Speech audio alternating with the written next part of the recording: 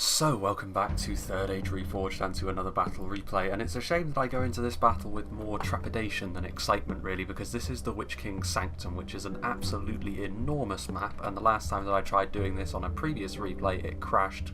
It was the replay that made me realise the full extent of the old crashing problems. Now hopefully this is fixed, not only because this is a slightly tweaked version of the map which should run a little bit more with a little bit more stability, but also I have also made some changes with regards to some additional patches which help with stability as well, and also I've also turned some of the graphics settings down. Now the shaders and the unit graphics are still on the absolute maximum, but I have turned the vegetation graphics down to minimum to try and reduce the impact that some of the bushes can have that you can see sticking out of the snow, but I will be going through this replay as I normally would, hoping that the dreaded technical difficulties do not impact the game yet again, because this is a map that certainly looks very exciting, and this is also a themed battle as well, with Angmar and their underlings on the defence and the Free Peoples of Middle-earth attacking them. So we'll go through the attackers first of all, starting off on this side of the map. We have Death Eater playing as Imladris. We saw Imladris used to very good effect in the last battle, though in a rather unconventional way for them because they were more archery heavy than they were with their infantry. I imagine that's going to be a little bit different this time. Imladris' main focus after all is on their very powerful abilities in melee. They still have some Eldraenway archers though, which in terms of archers are going to be able to easily outperform anything Angmar or their slaves will have up their sleeve. We also have some Imladris sentries and some fully upgraded Imladris guardians as well, so it pleases me to see Imladris going quality heavy in this particular scenario, because I do feel as though that is a way that they can really leverage some advantages over Angmar, and they are going to be directly facing off against Angmar as they move around the outside of the map here. Angmar are going to be the first army that they encounter, so it's going to be a real battle of two infantry powerhouses, but it's definitely one that I think Angmar have got different strengths to Imladris, but I think Imladris, considering the relatively narrow nature of some of the back portions of the map, they should have a bit of an advantage here, but we'll see. Some Eldraenway Swordmasters, some Eldraenway Spearmen, some Gwythi Arthand and some Gwythi Myrdain, so yeah, definitely going for all the quality heavy stuff. The God Helym as well, good to see them, obviously very, very powerful archers with those additional mass projectiles. And we also have, well that's actually the Hobbit folk, but we also have some Gwythi Roktor here at the back, so some knights just in case Angmar do come forward and try to engage them in the wider section of the map, which might honestly be a better way to go about things, but of course a small army for Imladris this. If you go quality heavy when you're on the attack in 5 armies, you're going to have a small army, but I do think it's still worthwhile because it will still be difficult for Angmar to stop them. Then we have Stewed Balrog playing as the Hobbit folk. He's got some Bjornings over here. Obviously the Hobbit folk have got a lot of AP, which will be very useful. The Farmers of Buckland in particular got a really nasty charge on them, so we'll see how useful they can be against the more heavily armoured forces of Angmar. Some Proudfoot Protectors, probably again, much in much the same way as the Greenway Guards are for the non-playable faction of Dunland. The Proudfoot Protectors are really the only genuinely higher tier infantry unit that the Hobbits actually have, because their pikes in melee and obviously their crossbows at range as well gives them a lot of good versatility. You could call the Ents infantry I suppose, but I guess monstrous infantry is the best way to think of them, in much the same way that monstrous infantry works in Warhammer, because obviously the way that they function is very different. It's more akin to the trolls, but still going to be very useful there. We have some Farmers of Buckland and also some fireworks, so obviously the Watcher. This will make it very difficult for the defenders to dig in unless they really use the terrain to their advantage, so could be a complete waste of fireworks, but I think it's still a good move because it will limit the defenders' movements around their own fortifications somewhat. Then we have Dolorel, who's going to be playing as Linden, so the other High Elven faction. We have some Harlinden Guard with their shields and spears. We have some Forlinden archers, just standard archers, but still going to be very useful for whittling down the defenders. Obviously, when you have the evil factions on the defence, a lot of the time the good factions can actually have a ranged advantage over them, especially considering it's going to be a defence which is going to be based around orcs. We have Harlinden infantry here, a very, very effective unit of line infantry, which should be very useful in this particular battle. Even with their shields, though, they're still pretty vulnerable to missile fire, to be honest, because their armour is so low. Something that I have experienced playing as Linden in patch 0.97 is that they can really struggle if the opponent has built their composition well around archers, which you would expect, but it can still be difficult to deal with if you're Linden because you have such few options that are able to withstand that sort of pressure. Forlinden pikemen as well, so obviously Linden have got a lot of pikes they can utilise. Noldorin Guard, really strong unit of line infantry, very much on the same sort of lines as the upgraded Imladris Guardians. Mithlond Marines with their javelins and decent abilities in melee. The Blade Mass, of course, the strongest swordsman in the game. and then a catapult as well, just to put some extra pressure on the defences, and some more Harlington Guard also. Then we have Darkwolf 44, who's going to be playing as Gondor. He's got a full line of fully upgraded Gondor spearmen. Good to see more of a bread and butter focused army this time, because obviously with Lyndon and Imladris you're always going to be a little bit more quality heavy, and as the attackers you do need to bring to bear some kind of heavy numbers. The hobbits can do that, but I think it's good to see that Gondor have gone for a lot of Gondor infantry and spears fully upgraded, because they're not spectacular, but they're going to be difficult to kill off quickly, and obviously more numerous than several other kinds of unit. We have some Gondor militia infantry as well as some upgraded Axemen of Lasarnak, fully upgraded as well at that. And also some Gondor archers, some veterans of Osgiliath and marksmen of Caer Andros, and then the general. I think the general? No, I don't think he's actually in that unit, or is he? No, I don't think he is, but it is the vanguard of King Elisar, so the heavy swordsman from Gondor. And then the final attackers, we have Arthedain, played by Froggy, and he has got some civilians and some Evendim spears on the front line, so again going for a little bit more in the way of numbers, which is good in this sort of situation. Arthedain pikemen as well to help shore up the line. He's got some Wardens of the North up on that little hill, as well as some dismounted Fornos to raid knights. Then we get into some of the more quality focused units that Arthedain can bring. Some Dunedain peacekeepers, some fully upgraded Arthedain man-at-arms, and some Numinous Gate Guards. So pretty good army all around this. They probably have some hidden Dunedain in here as well, knowing Arthedain. So it's good to see they've got a very good mix actually of numbers and quality going on to the attack here, the attackers, as well as some good different types of units as well. We'll see how the defenders can deal with that. First of all, we have the first of the Angmar armies, played by BMK, Overlord of the Dark Cloud. They're in a big old clump here, so it's just going to be a case of seeing what we can pick out. Goblin Trackers, some Trolls of Angmar are in there as well, some Gundabad Guard, also some Blackwatch Legion, which can be useful on the defence. It really does prevent a mass push of any kind. Not that that was a huge possibility anyway, but it doesn't hurt to have that insurance policy. Guardians of Khan Doom are in there. There's got to be some high tier. I mean, I can see the Witch Realm Inquisitors, which are going to be a real problem for any of the attacking cavalry. The Bjornings, be interesting to see how that battle would go. But there's probably a unit of Witch Realm Blackguard in there somewhere as well. Can't really tell, but still, you know what to expect from Angmar really. There's probably some hidden Snaga here and there as well. Viper Action is going to be playing as Angmar's underlings in Rudau. They're going to be the ones front and centre, having to try and deal with the bulk of the initial assault. Some upgraded Rudau Clansmen, some Rudau Marksmen back here as well, some Rudau Swordsmen. Very simple units. The Ettenwalls Troll Hunters, obviously, very, very effective unit for Rudau. We have some Rudau Clansmen up here on the hill. Yet more Ettenwalls Troll Hunters. Obviously, they're a very nice unit to have available. We also have a catapult back here. And then the primary Rudau force, or like the more elite Rudau force, is way back here in their encampments.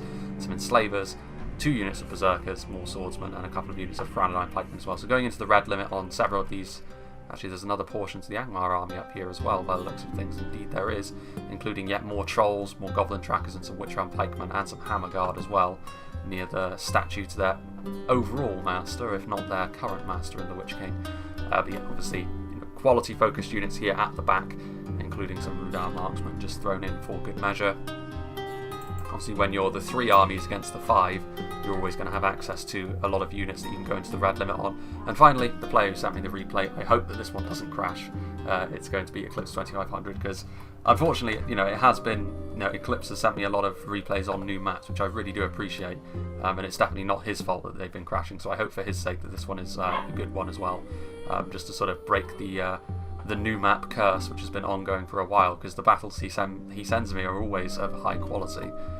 So we have the Witch Realm Blackguard and Hammer Guard, much the same sort of composition as the one on the other side, to be honest with you. When you have this much money as Angmar, you're kind of limited in what you can do, to be honest with you, because you're always then going to just go full in with your infantry power that you can bring to bear as Angmar. And, you know, you're never really going to go for a ranged focus as Angmar, at least not fully. Like, I would assume that there are Witchers involved for either BMK or Eclipse, or both, somewhere around here. But that's really it, and that's kind of a specialty unit rather than a skirmish force in general. But this is also a 64,000 frame battle, so that's one of the other reasons why I hope it doesn't crash, because getting back to the point where it does would be an absolute nightmare. But regardless, there is going to be a bit of a cut here as we start, because obviously it's going to take a little while for the attackers to get their ducks in a row and start attacking the natural fortifications here. So I will cut, and we will rejoin when the battle begins. So it looks like we're going to get underway relatively soon here as the Trolls of Gundabad move forward to engage with the Gondor Militia Infantry who are out here on their lonesome, and of course the Trolls would easily be able to deal with them, but they are also now going to pull back. So as we can see, they are sort of getting towards one another, and to the point where we're going to start seeing some engagements pretty soon. The Vanguard of King Elisar are actually in very close proximity, so you know, a good choice I think, because if the Trolls and they do counter-attack, then the Vanguard of King Elisar will be well positioned to deal with them. You can see they're going across the little land bridges over there. We can see that Arthedain are also going to be moving in to attempt to flank, although flank is maybe a little bit generous because the defensive line is far enough back that really Arthedain are just going to be adding into the frontal assault anyway. The Hobbits are going to be heading around that way as well, so a lot of pressure is going to be put onto this central position, which is sort of jutting out into the map here. So it'll be interesting to see if the defenders can really keep this defensive position going for a long period of time. I can assume they will, because it's 64,000 frames after all. You can see there the Fallen Archers taking a few pot shots into the shields of these units which are over here, but fully upgraded Rudar Clansmen and Gundabad Guard are going to be relatively good at mitigating even Elven archer fire. You can see here the Witchrealm Inquisitors also taking point, charging into the Gondor Militia Infantry. They may not have the same impact as knights that wield lances, but they are still a really dangerous unit to charge into infantry with, especially infantry that isn't really going to be able to return any sort of damage onto them. A lot of damage already done to that Gondor Militia Infantry, trying to make a dent in the attacking manpower. They will only be able to get the one charge off now though, because it's going to be Gondor Spearmen that are going to be taking point now. Good to see that Gondor are the ones leading the way here as well, because obviously when you're talking about a faction like Lindon, they aren't going to necessarily be the best at going first in this sort of situation. Rudauer and Angmar are by no means the best when it comes to their archers, but any sort of archers are going to be able to yield a pretty decent result against Lindon. Meanwhile, around this side you can see that Imladris are going to be marching their way through this settlement over here, but it's going to be a pretty difficult angle for them to attack, because Eclipse had his whole army over here, so he's going to be able to leave a pretty solid defence here. And even with all their quality, Imladris may want to wait a little while to charge up this hill. Wait until Eclipse is forced to send even more of his resources off elsewhere, and then maybe move in. The other choice, of course, is that they could have gone down here, which it does look as though some Hobbit folk are, and they could take that route up there. There's a lot of pathways up into the central portion of this stronghold here that the attackers can take. The only downside is that to get to them it takes quite a while, so you're unlikely to be able to sneak up on the defenders. However, I do still think it's an interesting problem for them, because the defenders, at some point they are going to run low on manpower somewhere. There's always going to be a chink in the armour of the defenders. You can see here Arthedain sending the vast majority of their army around to the side as well. Arthedain perhaps a little bit more equipped to deal with this sort of assault because of their higher numbers. The fact that they have they've got a lot of militia, a lot of civilians, more of an emphasis on their fodder units, and even their basic units like the fully upgraded Arthedain men-at-arms are more designed with this kind of warfare in mind. So we shall see. Again, much like on the other side, you can see there is another village and another encampment down there. Here in the middle we can see some Hobbitry and arms moving forward, but only one unit all on their lonesome. If their intent is to try and... Actually no, I can see there is actually a genuine assault ongoing. The Hobbitry and arms charging in to melee. They may be armour piercing, but I really don't fancy their chances too much here against the Rudar Clansmen, but especially not against the Trolls of Gundabad. They are going to be using those really nasty improvised Morning Stars to squash Hobbits en masse, especially with the Trolls of Angmar coming in as well. The Hobbits may be biting off just a little bit more than they can chew here, and unfortunately as well, it doesn't look as though the attackers are ready to attack in any other position yet. This is also look at this elevation, look. Very difficult for the short, stubby legs of the Hobbits to get up here, and now you can also see Granadine pikemen are being added to the front line as well. I can't see any range support either from the Hobbits either, so it's not going to be great for them. They're definitely going to be taking an awful lot of losses so far. There we go. Now we can see that the four Lindon archers are trying to shoot into this defensive position, but also down here the Hobbits are being chased down by the Witchrealm Inquisitors. The Witchrealm Inquisitors, I think, are actually trying to get through rather than charge into the Hobbitry and arms and get in and amongst. Well, yeah, they go after the Tookish Hunters, which would be a very good choice indeed, but they are also exposing themselves to all the nasty archer fire from the elves up on the cliff. But trying to go after the Hobbit archers here, so it's been a pretty good start, I think, for the defenders. They've been able to do some pretty decent damage early on. Nothing too decisive as of yet, but I mean, this is a big portion of the Hobbits' army.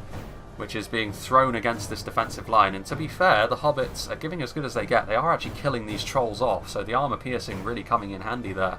They will ultimately end up failing in this assault, but you could say that killing off these trolls may be worth it, because it's one of the most potent weapons that Angmar have in their arsenal, and they're being basically bantered by a bunch of very short men in straw hats wielding a fence post and a farming implement. The Black Wolds are coming down as well, which again, not necessarily the best unit to send against the hobbits. They're more well designed against heavily armoured units. The hobbits don't really have armour. Like I said, straw hats and suspenders.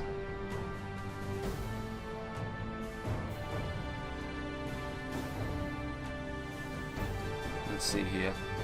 The Thon Marines are coming forward. The Arthedain forces are here. I mean, the hobbits are doing pretty well, but I think they need the additional support of these units also starting their assault, which I think is now going to happen. The Vanguard of King Elisar are going to be charging in as well, which I agree with. From an attacking point of view, you can see there the Mithlon Marines using their javelins, but I'm not sure on what. Probably be best off trying to use them on the densely packed Gundabad Guard. They're probably the highest quality infantry unit that's on this front line, to be honest with you. The Gondor Militia Infantry isn't going to make too much of a dent in this very dense spear wall formation from both Rudar and Angmar. But Arthedain are also coming in, and this big blob should favour the attackers slightly more, because I feel as though they have the ability at range to really deal some nasty damage. The shields and armour will be able to mitigate that somewhat from the defending perspective, but it's still something they're just going to have to stand there and take. And you can see here the hobbits actually doing really, really well, and a large part of that is due to the support they're getting from their archers. Whatever happened to the Inquisitors? They must have retreated. Well, there they are. There's only 2 of them left, so that expedition wasn't too successful either. What started off with quite a bit of promise, actually, has started to unravel a little bit. But again, yeah, those elven archers supporting the armour-piercing hobbits have really proven to be a very nasty combination, and Viper Action is really in trouble here. He's sending forward units like Black Bolts into a situation where they can be easily isolated and destroyed by archers. The Tukish Hunters it'll take a little while to wear down their multiple HP, but as soon as that's gone, they're in real trouble, and they won't have been used all that effectively. Meanwhile, Vanguard of King Elisar are on the front line, but this front line is holding for the time being. Some trolls have been committed to try and make a dent in some of these lower tier units a little bit more quickly. I think feeling the pressure here, the defenders, they want to try and make back some of the kills they've already lost. These Mithlon Marines are getting targeted down by archers, and they are dropping relatively quickly. But this front line is certainly holding up much better than the other one. The Atenwall's Troll Hunter's certainly helping with that, albeit they're only really hitting Gondor Militia Infantry. Is that really worth it? I question it. Meanwhile, you can see here Angmar are just sort of waiting for Imladris to make their move. Imladris very wisely just waiting for the time being, but they could just move their archers into position and start trying to poke them down from afar. Angmar could of course just retreat a little bit further. Be interesting to see what they decide to do ultimately. Rudar's catapult there. But so far, things have not really gone as well for the defenders on the front line as they maybe were hoping for. There are still a couple of trolls left alive, but with units like Vanguard of King Elisar and Dunedain Peacekeepers on the front line, that won't last for long. And also there is a gap in the defences which Gondor are now charging through. The Gondor Spearmen is shaken, but just the fact that units are starting to get in behind this defensive line is a very bad sign for the defenders. You can see here some Rudar swordsmen are now moving forward, but again a little bit slow to react here. Like these infantrymen are now already within your javelins, and the javelins are one of the things which Rudar really do rely upon in this sort of situation to do damage quickly, because a lot of their basic infantry can't really do that. They have got axemen and such, but none of them are on the front line here. Meanwhile, yet more Rudar forces are just being sent forward, and yet more of them. I mean, Christmas has truly come early for Lyndon and Dollar Elf, because he is able to just tee off into this very densely packed Rudar formation, and a lot of this is just free kills that he's getting. The Tukish Hunters on the other side, meanwhile, are continuing to focus down the Black Wolds. And the Hobbits have taken a fair amount of losses here as well, but nowhere near the same proportion as the defenders have, and Rudar's army has already taken some fairly substantial losses at this relatively early stage in the battle as well, so that's not a good sign for the defenders moving forwards, I have to say. The Ents are yet to be committed. A lot of the Hobbit army is also still just sort of hanging out back there. The fact that the defenders still have rangers is also something which is going to have to be addressed at some stage. Wythy Rockdor thinking about charging in. Looks like they did actually charge in at one point, but not many dead defenders, more dead knights actually, which is unfortunate for them. You can see there the Eldarenway Swordmasters, and as you know, that's the Imladris Guardians that are moving forward, but a single unit of infantry, I think he knows that there must be hidden units around here because he's already charged in, so I think he's maybe just trying to get them to reveal themselves. The Eldarenway Archers are also moving in, but I mean, that one unit of Imladris Guardians has moved forward quite a long way, and now the Snaga Stalkers and the Witch Realm Scourge Raiders are going to move in to try and take advantage of their arrogance. If they're going to win this fight though, the Scourge Raiders will need to throw a projectile into melee first, and the problem with this is, of course, the Eldarenway Archers are also in range, and the Scourge Raiders are without a shield. Armour upgrade or no, Archers are still a pretty good way to deal with this unit. Yeah, this is not going to go too well. With the support of the Eldarenway Archers, the Imladris Guardians will easily be able to win this fight, especially with the support of those Knights as well, but I don't really see what else Eclipse is going to be able to do here, because while Imladris don't have a huge amount of archers, the two archers they have are of really high quality, can outrange anything Angmar have, and they're going to be able to just push Angmar back slowly but surely. In come the Knights, not the best of charges, but it's still going to be enough to put the Scourge Raiders under even more pressure. Meanwhile, over on the other side, Arthedain continuing their slow but steady march towards the defences over on this side. Let's not forget as well that Arthedain are a part of the attack which is happening over here. Angmar moving in, and they have actually managed to salvage this situation on this front line for the time being. It's still a very slim line that they're having to sort of defend at this point, but Angmar coming in with Blackwatch Legion, the Rudar Swordsmen were able to kill off those spearmen that trickled in behind the lines. Guardians of Khan Doom joining the front line. The Gundabad Guard are still holding on resolutely, which is surprising. They're up against some pretty nasty units. The Vanguard of King Elisar and the Peacekeepers together are a very solid combination that can deal a lot of damage, but so far the defenders able to hold on just about. I mean, eventually the combined might of Gondor, Lindon and Arthedain will yield results here, and the defenders will have to give this up, but making life a little bit more difficult for the attackers than they otherwise could have.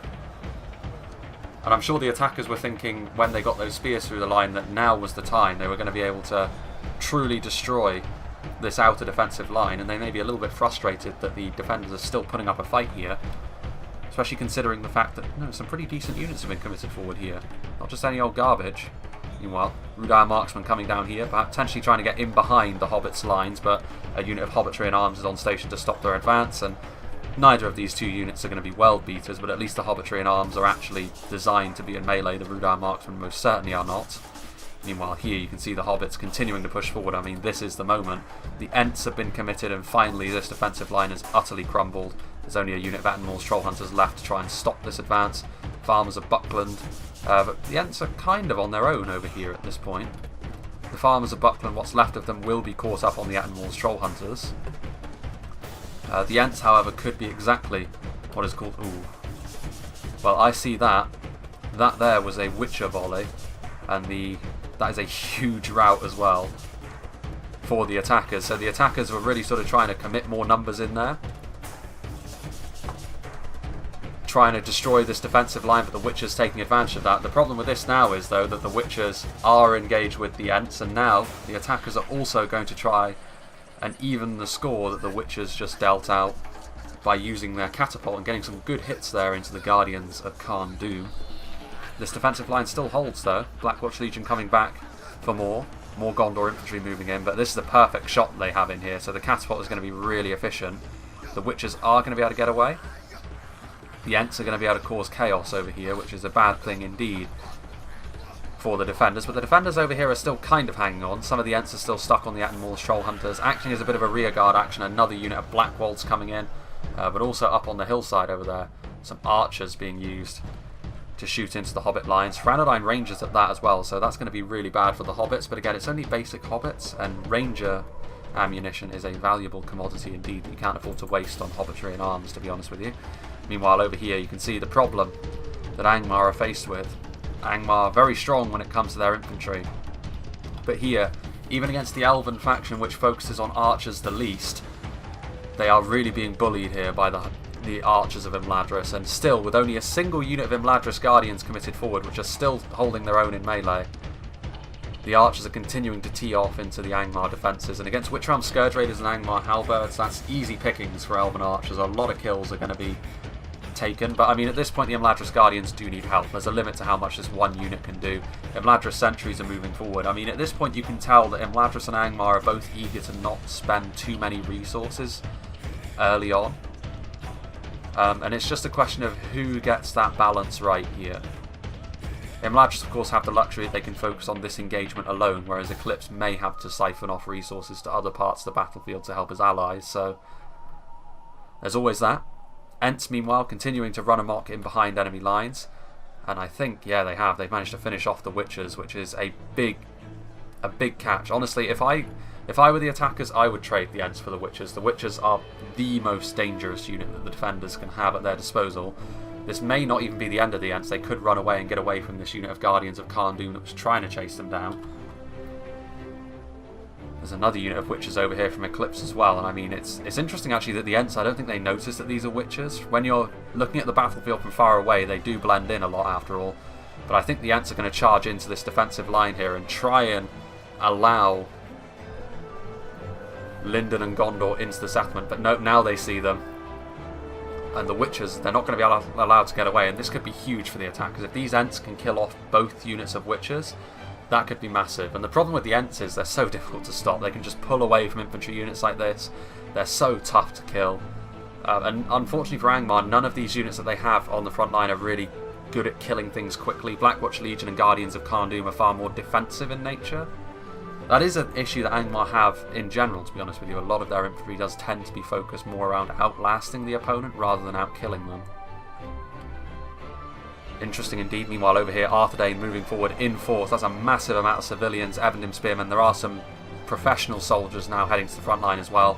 But BMK here is able to just commit a unit of Guardians of Kharn and some Gundabad Guard to hold this very narrow cliffside path. Eventually, of course, Arthedain will smash through here, but I think BMK is just sending a force over here to try and stall out Arthedain for as much as possible. There's also some Blackwatch Legion heading over here as well, because I think the defenders realise that, honestly, at this point it might be best for the defenders to sort of retreat a little bit more. You can see here the Witches are just so desperate to get away, but they're not being allowed to. And I'm sure this will probably make quite a lot of people happy, to be honest with you, to see the Witches get absolutely Goomba stomped by the Ents. And now it's definitely too late, because now the Ents are going to get support from other units that are pouring through the defence, which has now fallen apart. The Rudar Swordsmen are routing, Guardians of Kharn are on the verge of routing as well. 4 Linden Archers. Can these Witches get away? Maybe. I mean, the Ents can continue to chase them down indefinitely, to be honest with you, but certainly if they can kill both units of Witches, that is a massive plus for the attackers moving into the later stages of this particular battle. More archers on the land bridge over there, the Harlinden Guard doing their thing. Linden and Gondor fighting side by side, 2 factions with very differing philosophies. Armour is key. Gondor love it, Linden not so much. Meanwhile, these Tookish hunters, the hobbits, still continuing to be a thorn in Rudau's side. The Atenwall Shoal hunters can put up with this arrow fire for a fairly long amount of time. The Blackwolds most certainly cannot, though. Once again, another unit of Blackwolds being committed into a situation where they're not really at their most comfortable. Yeah, and there goes Eclipse's general. Very interesting decision to put the general in the Witches, because the Witches are always going to be a target no matter what, so the general can also be killed off there, but there go the Witches. Very unfortunate losses this for both sides. I assume that that was both units of Witches they had at their disposal. There were some that died back here. It could just have been Eclipses, and it may be that BMK still has a unit of Witches hidden around here somewhere. But certainly, a very, very good catch from the Ents there. Excellent use of them. The Hobbits so far have been played very well, actually, I would say. And now with Gondor and Linden also pushing their way into this lowest layer of the natural fortress, they're going to be able to regroup themselves and start thinking about heading towards the next layer. Having to fight uphill on these next choke points, however. Meanwhile, lots of dead Gundabad Guard there. Victory is almost a certainty. These Blackwatch Legion bulldozing their way into the lower tier of Arthedain troops. Some Blackwatch Legion all the way back there as well, which goes to show the mass that they really do have. What's going on back here? There are units over here, but they're routing. routing into the mountains. These Ents, meanwhile, are on their way over now. They've already certainly done their job. Anything else they can do is a bonus, and they could recharge into this Angmar force here and allow Arthedain to begin moving forward as well. That would be another serious blow here for the defenders. We'll have to keep an eye on that. Meanwhile, what's going on the Imladris Angmar engagement? It hasn't moved as such. Ooh, hello. Yep. There we go. There's... Wait a minute. So he had 2 units of witches. I suppose you can go into the red limit when you're in this sort of situation. And that is obviously going to be a pretty serious blow. I mean, Imladris' morale is such that it's going to be really difficult to rout them even with witches. But the overall damage you're going to be able to do in this sort of situation is going to be significant. But this fight has definitely been a very considered one so far. Imladris can't afford to just send everything in, of course, because they know that that would happen to them. But if they send too little in, they're just going to be swallowed up by the Angmar defensive line. So Imladris has probably got the biggest puzzle to solve of all the attackers here. Most of the other attackers can just sort of count on having the support of their allies nearby, whereas Imladris is certainly the most isolated. But also, they can rely on their quality in melee. The Witcher-Hound Blackguard are here, though. Again, Angmar, in most situations, would really fancy their chances in a pure infantry engagement. Imladris is probably one of those where they will think, we're definitely going to need to lean more on our witches if we want to be truly successful here. Meanwhile, a lot of routing units, more from Angmar. Franadine Rangers are also over here, killing off the long bottom mob, which chased them just a little bit too far. And now they are going to start setting up their defence around this encampment at the very back of the map. There are a lot of layers that can be utilised here, but it's also quite open, so archers from the attackers can also be used to pretty good effect, I think. Harland and Guard taking point alongside, well, I say alongside, killing the goblin trackers as they move. There are still some fighting units down here, though. There's still these Black Walls, which of course as a berserker unit are just sort of going to just sit here and fight to the bitter end. Just right in the middle of everything here. I'm not entirely sure if the attackers realise they're still here, to be honest with you. Otherwise, I'm sure this unit of Axemen of Lasarnak would charge in and finish this fight. I think they've just noticed them now. Have they? I'm not sure, but still. Any kills that they can get here for free, the defenders will certainly take. There's a large amount of Gondorians moving in formation here, and all of it with spears and infantry, making up the backbone of this assault. And then, of course, let's not forget that Linden will make up the quality portion of the attack from the front. Meanwhile, what happened over here with the Ents? The Ents are here, but the Ents actually killed. The Ents have probably done enough damage. Well, eventually Arthedain would make it through. They have made it so that Arthedain will be able to get through this defence just that little bit more quickly. There's also some 4 Linden archers offering some support from behind. Again, not the best unit in melee, but not the worst. Any support will be appreciated, I'm sure. Arthedain, another faction who's got a lot of numbers, which will be very useful going into the final assault. Still a long way to go in this battle, though. Gundabad Guard routing off. Guardians of Khan Doom. Just a single unit of them. I mean, they have pretty decent morale for Orc Infantry. Obviously, they are higher tier than most other Orc Infantry. But even so, against these kind of odds, a lot of pikes, the Anuban Escape Guards, buffing the morale of the Arthedain forces around them. Still a big army at the disposal of these. Well, this could be a bit of a problem. Eclipse 2500 is here. I mean, he's grilled part of his own unit there, which obviously is always a problem when you're shooting down from cliffs. But that is a large portion there of that Arthedain army, which has just had a huge dent put in it. And that is the problem. On a map like this, it's very well poised for the Witchers to do something like that. Again, it's not the end of the world that this has happened. It's a bit unfortunate, of course, but if the Witchers have enough men that they can still use their ammunition, that's all they really need. They're not really affected as much by losing unit models and losing DPS because their damage is already so devastating. Meanwhile, this engagement between Angmar and Imladris still, even with the Witcher-Hound Blackguard on the front line, still Imladris proving to be a little bit too much. The Imladris Guardians, the Elder Renway Archers and Swordmasters that were here. There's also another unit of Imladris Sentries moving up. Imladris are taking losses all the while, these catapult volleys doing some damage. The God Halim as well, you can see their projectiles shooting into the Witch Realm Blackguard. The Blackguard, of course, multiple HP, heavily armoured and shielded, but I mean, the God Helene making life a little bit more difficult here. That was a nice shot from the catapult, though. Obviously, every loss is felt even more keenly by a faction such as Imladris as they continue to move forwards. Witch Realm Scourge Raiders moving down to reinforce this front line. Definitely a very bloody fight over here that no one's really had the better end of yet. Angmar will probably be fairly pleased with how this has gone, just because they know that Imladris will be able to sustain this for a far shorter amount of time than any other faction would. But it is also interesting to think, because like, I think maybe the attackers down here are a little bit guilty of dragging their heels a little bit. I mean, Imladris and Arthedain are fighting for their lives at the moment, and they're just sort of hanging out down here on the lowest portion of the settlement. Like, they need to sort of organise more quickly than this and start getting into a position where they can attack. Because the longer they leave it, the more damage Arthedain and Imladris are going to take. More of a problem, of course, that Imladris are going to be taking more damage, because eventually Arthedain aren't going to be able to make it through here. That Witcher volley was pretty nasty, of course, but it could have been far worse for Arthedain. The Witchers could still be there after all.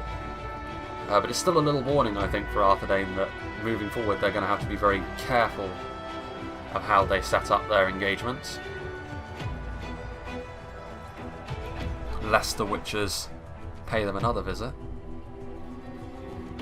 Still a lot of forces that the defenders have at their disposal as well, though. A lot of resources that can be used, including Blackguard, Hammer Guard, lots of nice pikes. There is another unit of Witchers from BMK as well. Eclipse's Witchers are sort of moving back up to here. Wonder where they're going. What's this? Gundabad Guard.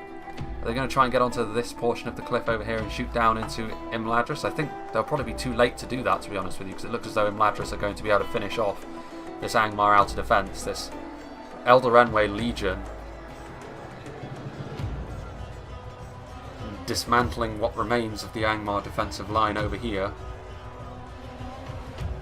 And when you're talking about dealing with Elder Renway Swordmasters and Spearmen together, it's like the perfect double act of attack and defence. These Gundabad Guard, however, are actually able to attack the Imladris sentries from behind, although to add to that as well, the God Halim are able to attack the Gundabad Guard from behind. The Witch Realm Scourge Raiders are going to throw a projectile before charging into melee. I mean, this projectile is going to be fairly key if they can get it off.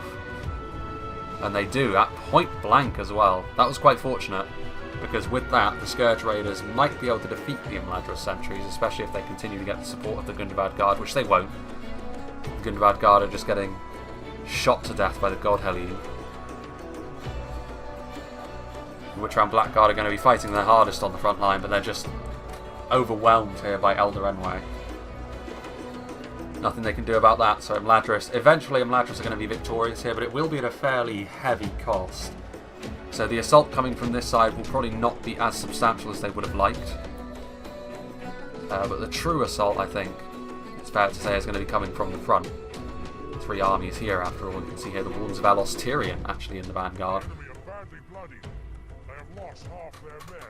Naturally, the Wardens of Elos Tyrion, if they can get into a good position, the body piercing that they can produce is going to be a real problem for the defenders as they start to hide. What is going on here? Sounds of battle still. And I think Arthedain are finally going to start moving forwards here. Interestingly enough, Arthedain victorious after going around the long way. And now they will be able to link up with the attackers down here. Interestingly enough, I think there is only one pathway up here, which is this one. It's interesting as well that the defenders have decided to cede that to the attackers, because they could have held here rather than having to hold that choke point and that one. Interesting to see how this fight does continue, however, because Arthedain will have to link up with the attackers from this side, so kind of bottlenecked here. So yeah, Imladris were definitely always the ones that were a little bit more isolated. We've yet to see the Hwacha in action. Oh, sorry, the fireworks, I should say. There are the Gwaith'i Myrdain finally finishing off and breaking the back of the Angmar resistance. They're going to run now. Witch Realm Blackguard still fighting hard, but only 11 of them at this stage. Where'd those witches go? Still running around?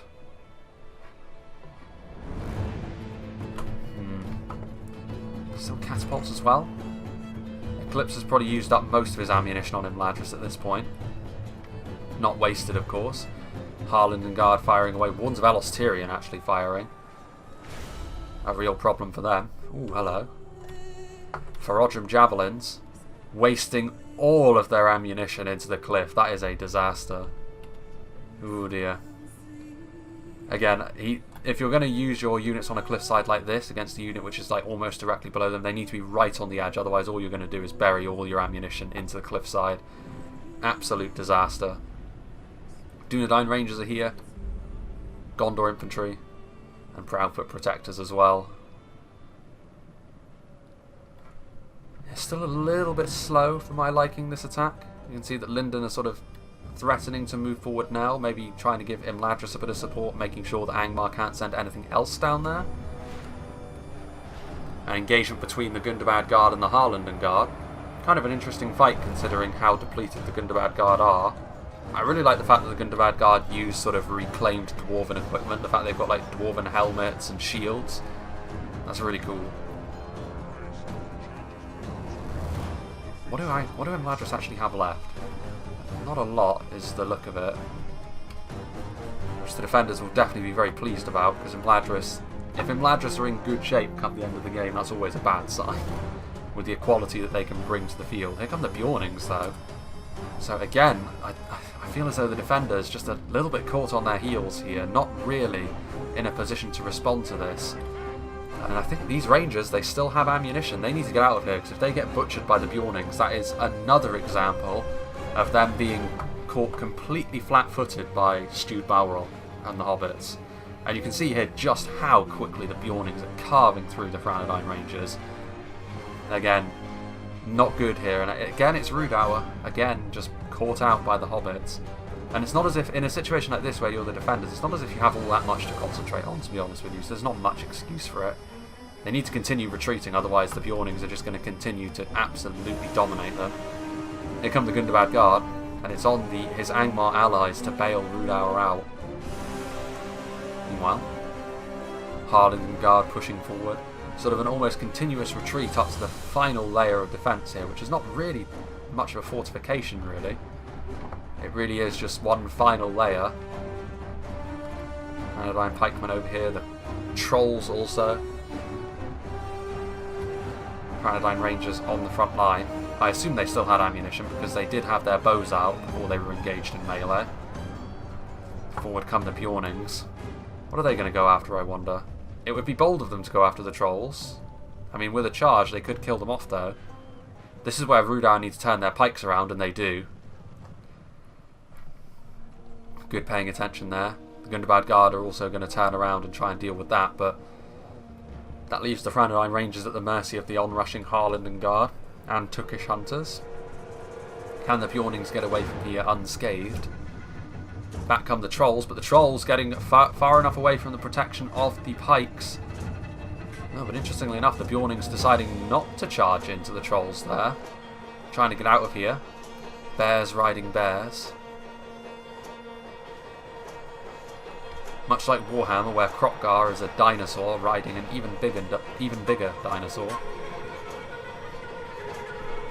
Oh dear, what was that?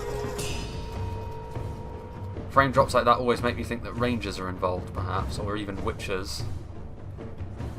Yeah, I think at this point, if the defenders are going to win, I think it will have to be on the back of the Witchers, to be honest with you, because I think the attackers have honestly played the better game so far, which is always a bad sign. The catapult could also be the tool that they need, but certainly I think the attackers have played a good game so far. Mistakes are always amplified for the defenders when they're outnumbered, such as they are. And I think that is the case here, but still, like, the defenders... What is that? Scourge Raiders? Granadine Rangers going to be finished off. Gwythi Myrdain, very lopsided battle indeed. Here you can see the Warns of Elos Tyrion shooting into the Franadine Pikemen as they retreat, and of course without their shields pointing forward. That will be devastating volleys indeed. And the attacking army still stretches all the way back down here. Just look at the manpower they have at their disposal. Still all the way down here, Arthedain's army starts, so it's going to be very difficult, I think, for the defenders. If we have a look, yeah, they're like just over 10% behind. With the catapults and the witches, they certainly can turn it around because of how devastating they can be, but it's going to be hard. Linden archers getting squashed by some trolls. Consolation prize really for the most recent engagements. And if that really does sum up the attackers' battles so far, Catapult had a good opportunity there to hit right into the centre of the vanguard of King Elisar, some axemen and some infantry, and it missed every shot really. 2 kills is a poor return from something like that. Harlinden Guard continuing to harass the defenders as they try and move back to their final defensive stand.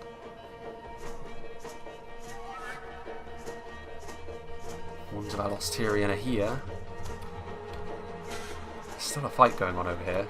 Granadine Rangers getting skewered. This guy is here, his valiant last stand, as he continues to get skewered by elven spears. And there we go. Ignore the fact that the spear was like 2 feet away from his head. Those good old 2006 animations. With our swordsmen that are routing into the enemy. It's an interesting direction to rout in. You'd think that they would just go this way. I mean, the defenders, they still have a good force left, which has got quite a lot of quality in it. Some units that aren't high quality, like the halberds, but what is this? Well, I mean, this again is another example here, I think, of the defenders not really taking into account the fact that if you shoot, it's going to go, the arc of fire is going to be linear. So once again, most of their ammunition there hitting the floor, and that could ultimately be what costs them this battle, because they need the Witcher ammunition to be doing far more work for them than that. What do they even kill over here? Like, not much by the looks of things. It wasn't even a particularly good spot to shoot into. There wasn't really a big clump of men. Like, even if you see an elite unit at this stage, that's not enough. Like, you need to be hitting directly into the centre mass of a massive push. Nothing else will do for you at this point. So, let's see how this attack goes. In fact, I think I will make a little bit of a cut here, because I think it's going to take the attackers quite a lot of time to actually organise their army. And I really don't want to be hanging around for another 5,000 frames waiting for Arthedain and Gondor to get their arse in gear and move most of their army up here. So I'll make a cut, and we'll rejoin when the attackers are finally ready to try and wipe the defenders off the face of this mountainside. Well, here we go, and the attackers, well within their rights to do so, are going to be trying to use their archers here, because Angmar and Rudar at this point have got really very little answer to that other than their catapults. And they're going to be trying to use their archers to whittle down the defences, which will force, of course, the defenders to come forward and engage the attackers more on their terms than anything else. The Axemen of Lasarnak are going to charge in here. The Guardians of Khan Dûm just in behind them. The Angmar halberds as well. Godhelin trying to get into position also, but this is going to be a long and grindy fight, I can tell right now. Because Angmar are going to need to try and hold on here. Like, as soon as their first line of defence starts to crumble, the attackers would be able to carry that momentum all the way to a victory. I think the Guardians of Khan Dûm actually getting around the sides and actually routing here, so not the most well-constructed assault list. Like, they didn't have the support of all these Arthedain troops quickly enough. And as a result, things have started off quite well for the defenders here in the first of the engagements for the final layer. Some Vanguard of King Elisar moving forward, but Angmar keeping their discipline, moving back into their defensive posture. And as long as it's only stuff like Evendim Spearmen on the front line, they are really not going to do much damage. Even Angmar Halberds will feel fairly confident in their ability to defeat Evendim Spears. Vanguard of King Elisar still alive, which is impressive considering how much combat they've already seen in this battle. Be interesting to see when the defenders start to use their ranged units. Ferodrum Javelins are back there. There's a lot of units pouring up, however, and it's going to be Angmar taking the first genuine assault. That first attack didn't really go very well at all for the attackers. The Guardians of Khan Dûm still there. Proudfoot Protectors moving forwards as well. Vanguard of King Elisar loitering within 10.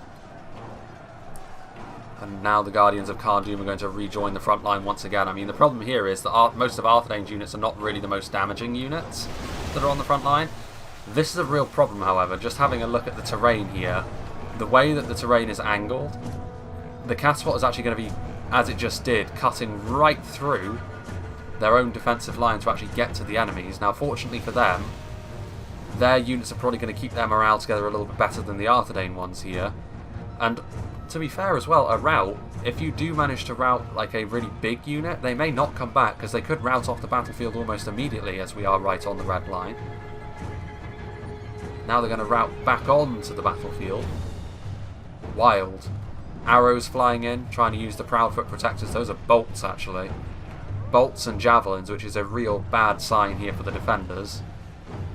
I'm curious to see why this battle is going to take as long as it still will, to be honest with you. Because you'd think with all of these really high-powered skirmishes on both sides, this battle would be decided fairly quickly. And I would have thought it would be decided fairly quickly in favour of the attackers, to be honest with you. So let's see how this one goes. Mythlond Marines. Fortification Javelins trying to get in position also. Well, I mean, you can see there that the Witchers are trying to get into position to fire, but the attackers weren't born yesterday. They immediately see where the Witchers are and they're focusing them down. For many people, this will be considered justice. The fact that the Witchers, for the most part, have not really done the heavy lifting that the defenders needed them to so far in this battle.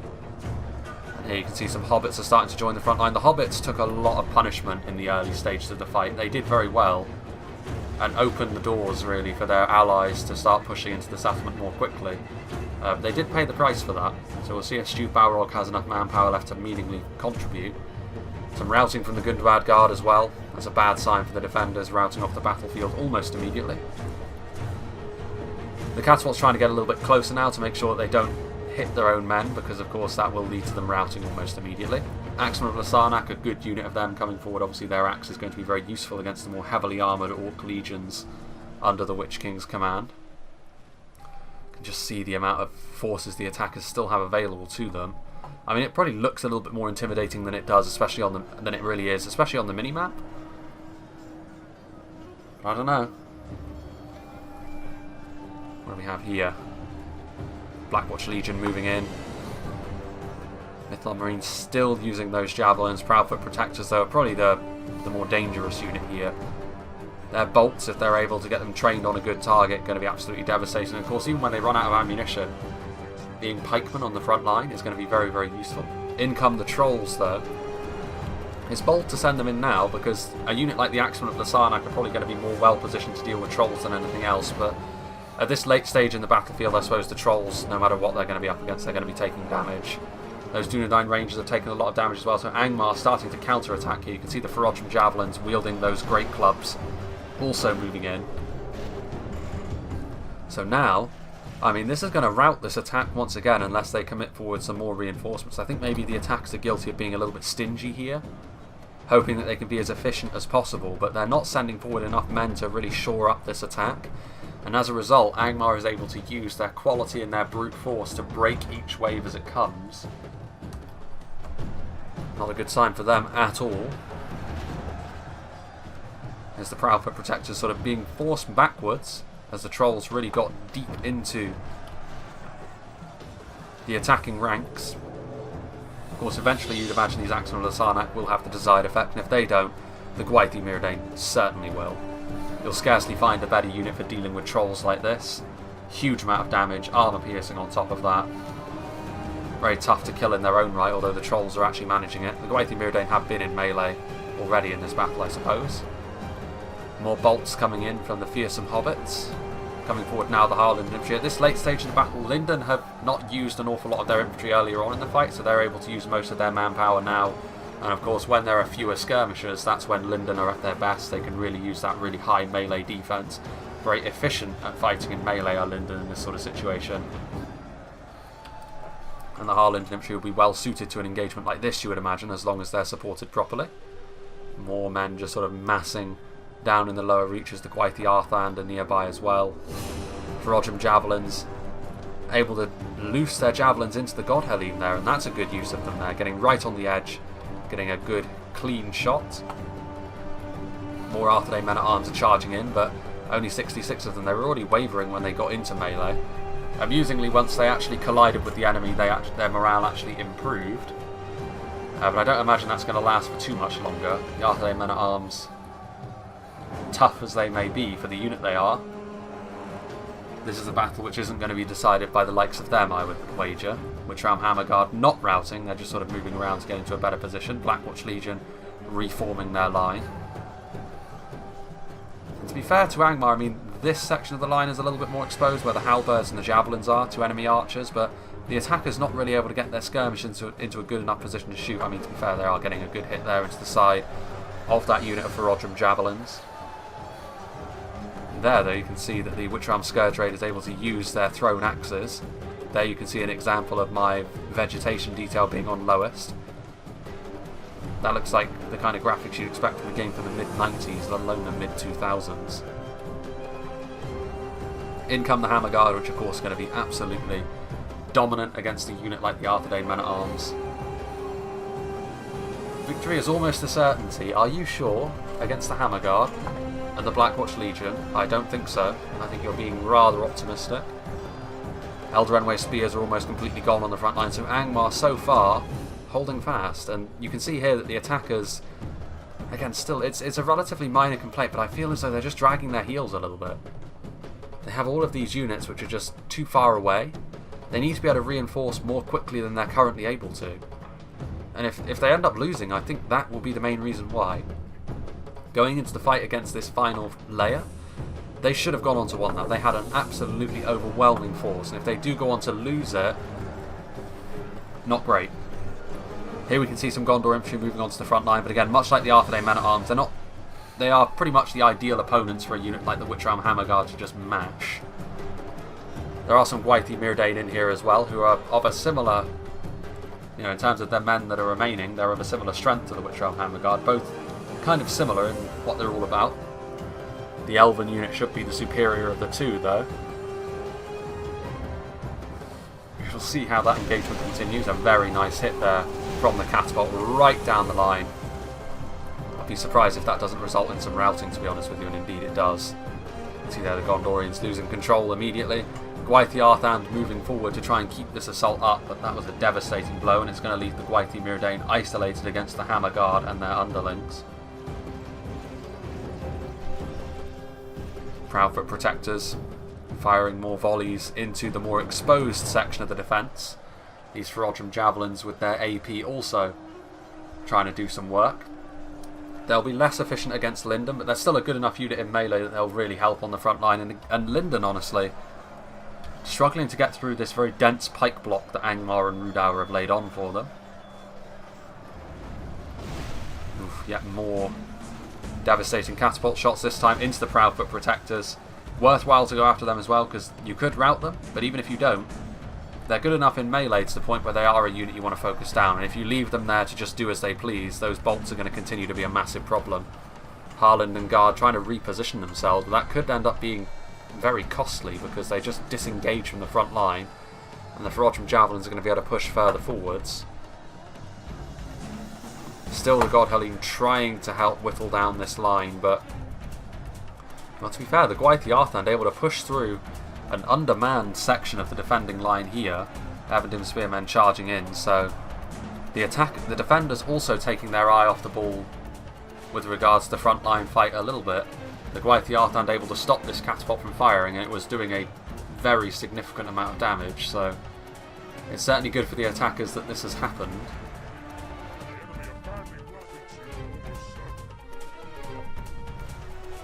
Gwaithir Arthand moving back.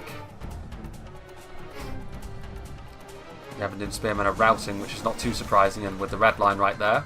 This time they may rout and not come back. Hammerguard still fighting hard on the front line, the Gwaithir Arthand.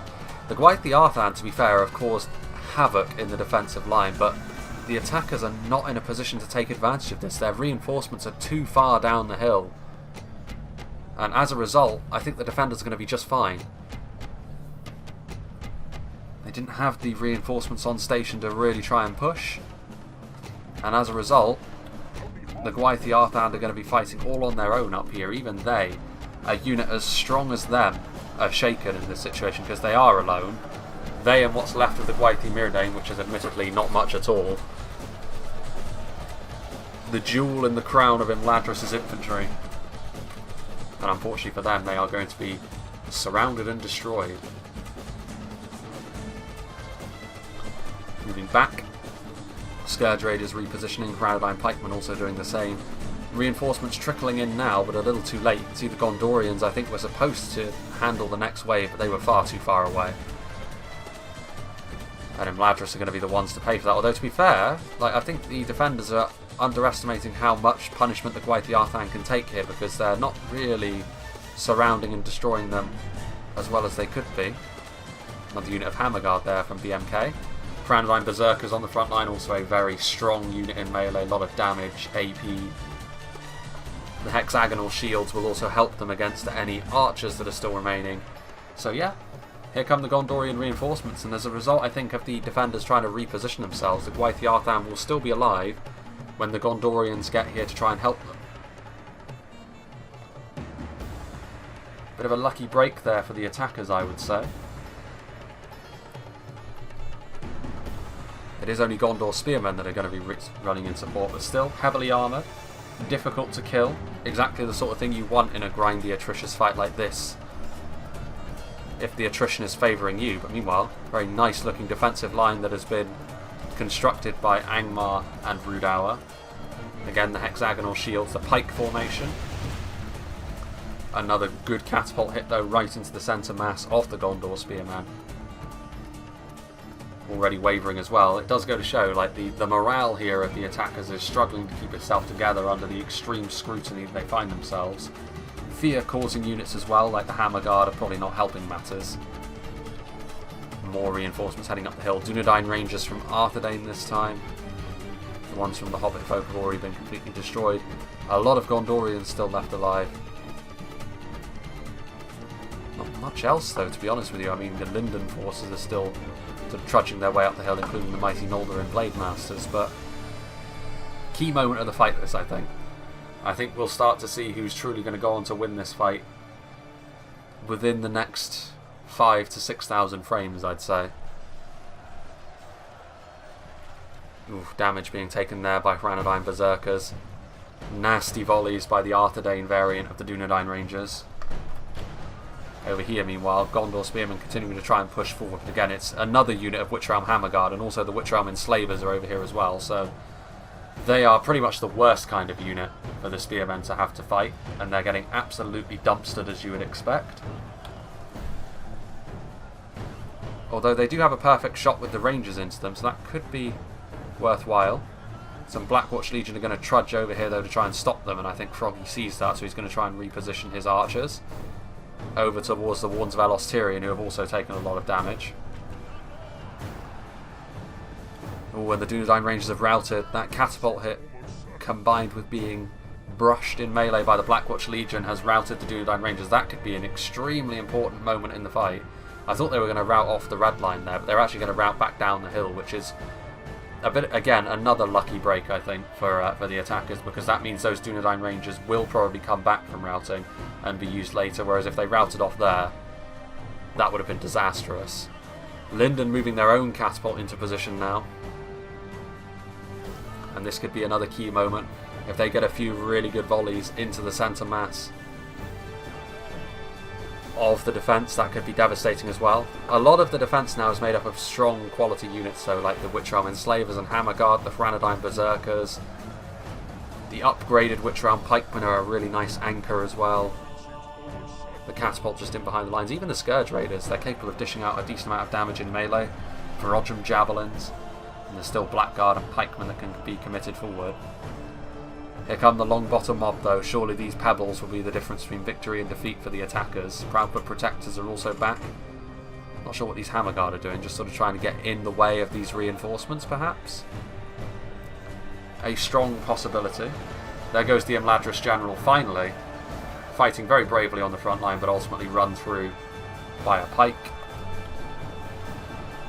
Still these Wards of Elos Tyrian firing away. And for even a unit as small as this, if you leave it to use up all of its ammunition, it'll do a lot of damage over a long period of time. Defeat seems certain for these Gondorian spearmen. That is a devastating hit. Right into the centre of that Linden force. Not good for them. Some of the Noldorin on the front line as well. Noldorin Guard. There's not many of them left. That pike formation has really held them at bay. And now, I think Angmar trying to go for a bit of a counter-attack, trying to take advantage of this massive damage that the catapult is doing. Forward comes another slew of Gondorian units, heavily armoured as they may be. But look at that routing. Look, over 150 Gondorians running for the hills as a result of the catapult and the fear-causing units that are nearby. That's crazy. Witch Realm Hammerguard finally getting into the Wards of Elos Tyrian. The dismounted Fornosterrain Knights coming forward to try and save them. Dismounted Fornosterrain Knights are no pushovers, but I think they may be out of their depth facing a unit like the Hammerguard. Witch Realm Hammerguard, one of the best armour-piercing infantry units in the game. Another really nice hit there. This catapult has been so devastating. And another massive portion of the Gondorians are routing, and they're routing into the defensive line, which is obviously a really bad thing for them, because it means that they're going to be taking massive losses on the way through. Just look at them. Just getting absolutely slaughtered. Big problems for Gondor. Finally, the catapult misses. I'm sure the attackers will be absolutely thrilled that finally it has managed to miss. More Gondorians. I mean, the saving grace, I suppose, for the Gondorians is the fact that they had so many of these kind of units, and those units of 150 should come back, but it's been a really punishing final phase to this battle for Gondor in particular. But the attackers, they had the advantage going into this, but the defenders have really fought hard, making it very difficult for them. Witch Realm Scourge Raiders counter-attacking maybe a little bit too far into this line, however, coming up against Noldorin Guard and Blade Masters.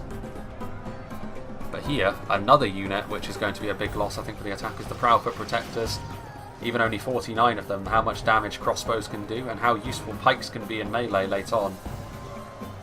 Certainly not the kind of loss that the attackers will want to sustain for free.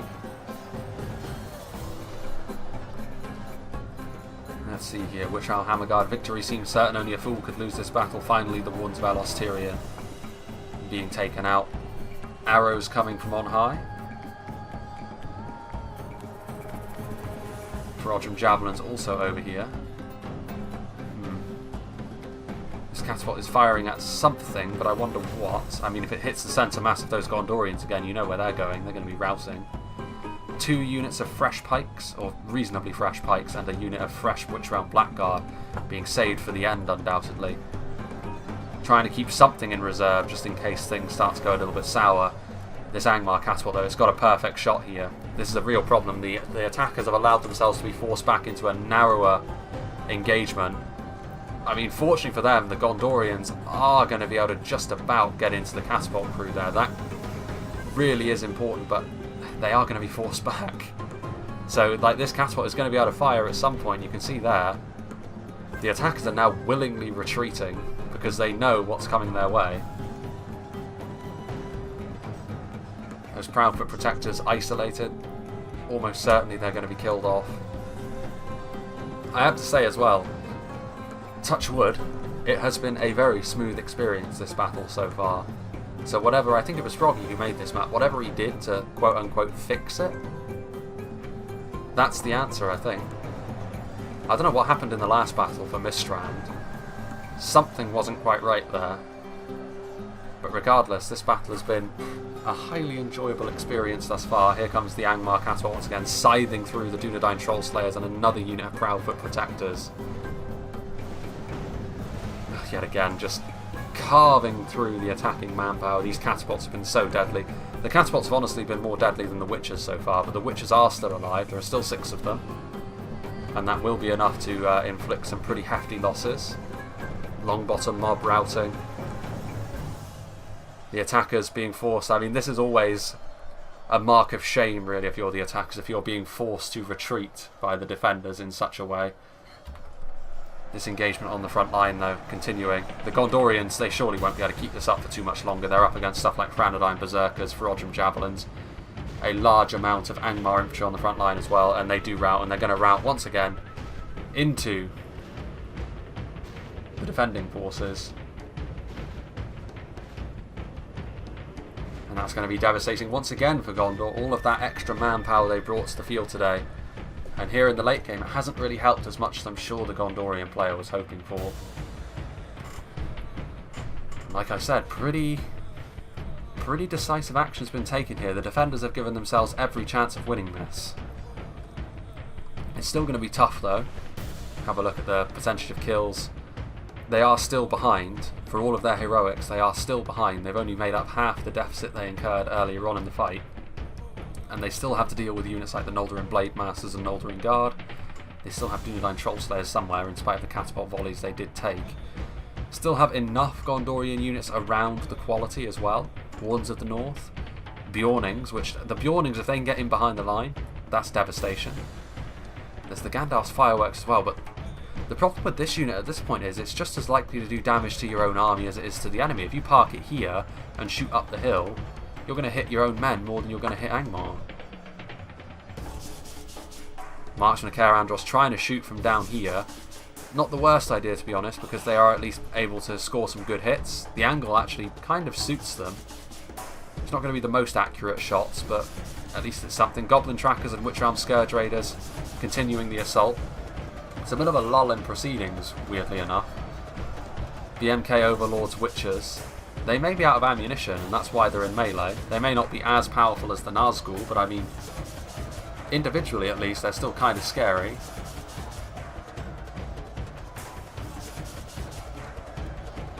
But ultimately not scary enough. I think actually they were nerfed in melee in 0.97. I think they only have 3 hit points now.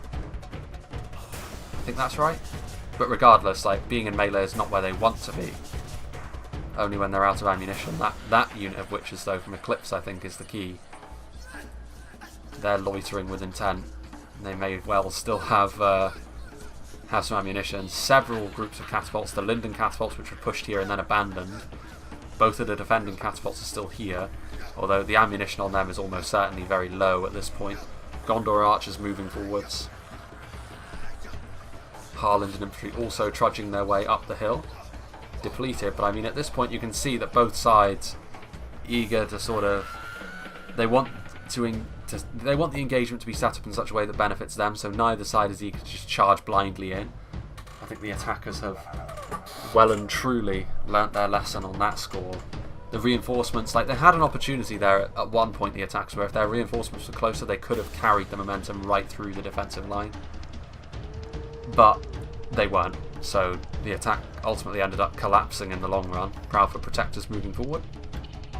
These Gondor archers still have ammunition, which again is a fairly key factor in this battle. Look at these guys. Don't even need to move their legs to move their artillery pieces. Look at these guys, look. They're not even tall enough to actually grab a hold of the handles. Back go the Gondor archers. Like, I really don't think using the Gandalf's fireworks in this situation is a good idea. You're going to do more damage to your own men. It doesn't really matter where they use it either, because if they put it up here, put it in that little nook, and try and shoot along here, they're still going to do damage to their own men. And as we've seen already, the attacking morale seems to be far lower quality here than the defending morale. Catapult there. Another decent hit into the centre mass of the Proudfoot Protectors, sending them packing once again. By Hobbit standards, they've got decent armour on, I suppose, with those, the chainmail and boiled leather. Man, they're walking barefoot as well. Like, it must be absolutely freezing. I suppose it's a good thing they've got hairy feet. Witch Realm Pikeman getting into position just in case there is another large-scale attack. What have we here? Dunedain Rangers on the front line, finishing off the final Witcher. It is the officer in this particular unit as well, with his curved blade, slightly curved. Getting prodded and poked by, again, more hobbits who are fighting barefoot. No wonder the hobbits are so eager to rout. Dunedain Rangers broken, fighting to the death. I'm not really sure what they were hoping to accomplish there, charging blindly into the Witch Realm Pikemen. I mean, 9 Rangers probably aren't going to make the difference come the late game. What have we here? The marksman of Karandros trying to use fire arrows. I don't think you're really going to break any of the Angmar forces at this point, but it's certainly worth it to try and shoot into these Witch Realm pikemen. Even with their armour upgrade, they're still going to be somewhat vulnerable to that missile fire. Catapult going to be used again. Are they trying to burn the catapults? I mean, it's possible, but I mean, at this stage, they've already used so much of their ammunition that it's probably not worth trying to burn them. Fortification javelins moving forwards.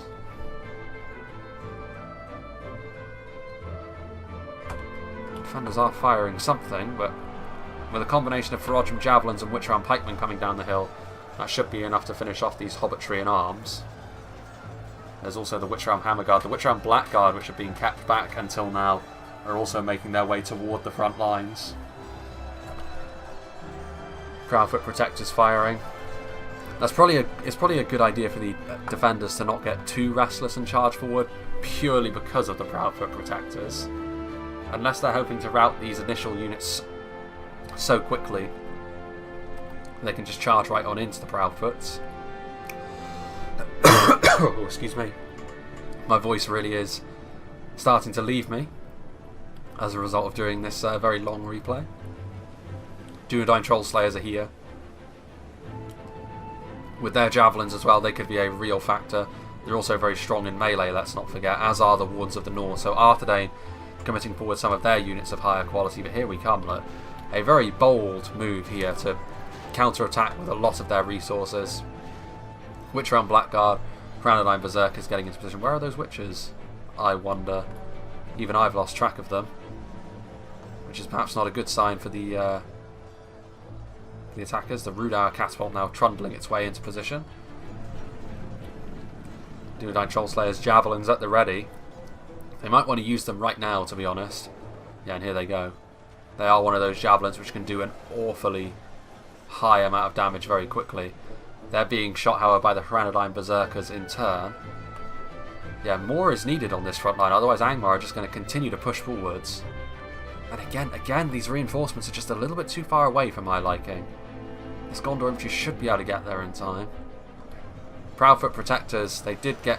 Ooh, and again, another really nasty volley there coming from the Crownedine Berserkers. A nice hit there from the Catapult as well. Able to rout off the Longbottom mob. I'm sure they would have preferred the Proudfoot Protectors. Here comes the Gondor infantry, whose presence is sorely needed on the front line, because even the Warns of the North are not going to be enough here. It's the Warns of the North and a battered unit of Harland infantry going up against a really well-constructed Angmar force. There's a few Crownedine pikemen in there as well. Foragem javelins also moving back in. The Angmar Catapult getting into place. Does it still have ammunition? I mean, fortunately for the attackers, the Gondor infantry are still close enough that they can get in before this front line collapses, and their presence is sorely needed just for their numbers here. Not that they'll be well positioned to face most of these units on the front line, but they're just needed here. More meat for the grinder. What have we got back here? More Berserkers. There goes the Arthedain General. Could be a big blow for what's left of Arthedain. The Warns of the North and the Dunedain Trollslayers will probably stick around. Although, to be fair, I think that's pretty much all they have left, Arthedain. Still, these marksmen of Karandros trying to do their thing. This would be, for all of the good work that the Hobbits have done, this could be a terrible, terrible idea. Because they could just hit the back of their own forces and send yet more of their army routing. Are they going to do it? Flaming arrows. Yeah, back they come. Gandalf's fireworks trying to get into position. I mean, this could be the key decision that's made here. Dunedain Trollslayers coming back, having already taken a ton of damage from the Crownedine Berserkers. They're going to come back for another bite of the cherry. More fire arrows being loosed in. But again, I don't think you're going to rout this Angmar front line, because none of it is really the lower end Angmar units. It says victory is a certainty for both sides. Defeat seems certain for Angmar now. Gondor infantry finally pulling their weight in a fight. This arrow support proving to be very, very important.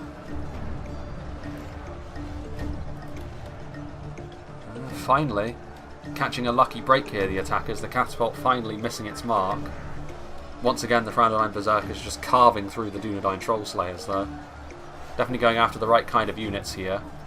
And now the fight has once again turned on the attackers. They're going to need yet more reinforcements on this front line. The Gondor infantry alone won't be able to hold it for long, as the Warns of the North have almost been completely destroyed. There's 23 of them still, but they're so scattered. And against this level of opposition, it's almost all over for them. Dunedain Troll Slayers continuing to be focused down. Marksmen of Caer Andros continuing to fire. Holding their arrows for quite some time. There we go. This catapult has already more than done its duty though. Another unit of Gondor infantry moving forward. Just trying to keep this attack going.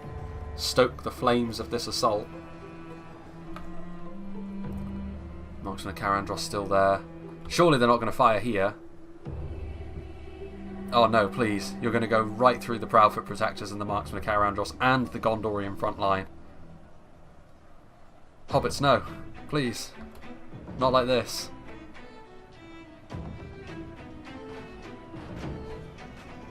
It's devastating. It's an absolute disaster. At point blank range. The fireworks carving into the Marksmen of Caer Andros. Oh dear. That's a disaster. Pretty funny, but a disaster. Oh dear. The Hobbits, after doing so much of the legwork for their own army earlier on, is this like the price that they demand in blood? Because like I said, they are scoring some hits on the defence to be fair, but they're also still scoring hits onto the back of their own men, and that's causing routing. Oh dear. 60 men routing off the front line. They're also hitting the Dunedain Troll Slayers. The entire Gondor front line is routing. I would have loved to have seen Stu Balrog's face at that moment when he realised what he'd done. Oh dear. Well, I mean, the Gondorians are sort of trying to reorganise themselves. The catapult is firing once again, and again, as it gets worse, it just continues to get worse for the fireworks, as the men that were routing run past the fireworks continue to hit them and kill even more of them.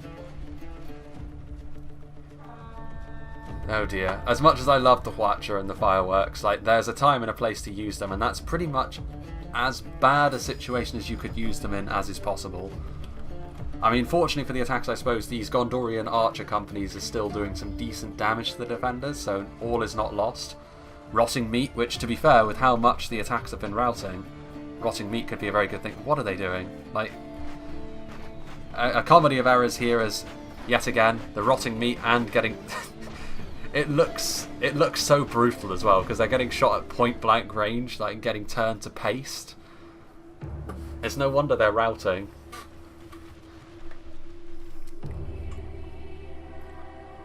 The most cold-hearted betrayal indeed. Here comes the rotting meat yet again. Being launched long. And I mean, still, Angmar continue to push down the hill, but ultimately, as a result of the archers, they are taking a lot of damage. But the Gondorians... I mean, to be fair as well, the Gondorians also friendly fire into the back of their own men.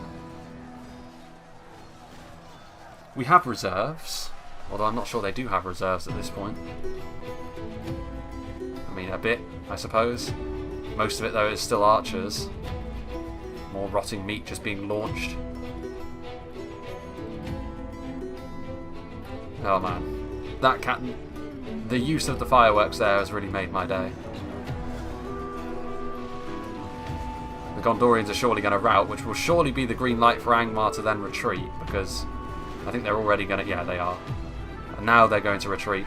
The Gondorian assault yet again has been broken up. More valuable manpower. Or are they going to continue to push forwards? I mean, the fireworks are here. Now, finally, with no opportunity for friendly fire. The fireworks, can they make up for their mistakes? No, they can't. This one blackguard has managed to get into them before they can shoot. Forward come the Marksmen of Caer Andros, now out of ammunition, but strong in melee, as we know. The Noldorin Blade Masters as well, though, are really going to make the difference here. I mean, Angmar, I think this assault is brave, but I think it is ultimately going to end in failure.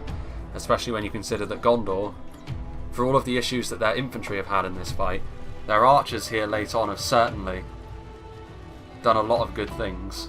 And they have a perfect shot here into the side of the Angmar force. Yeah, and the defenders sitting pretty at the moment. Rudar Catapult trying to reposition itself, but the Witcher's still alive up here. Now would be a good time to try and find out.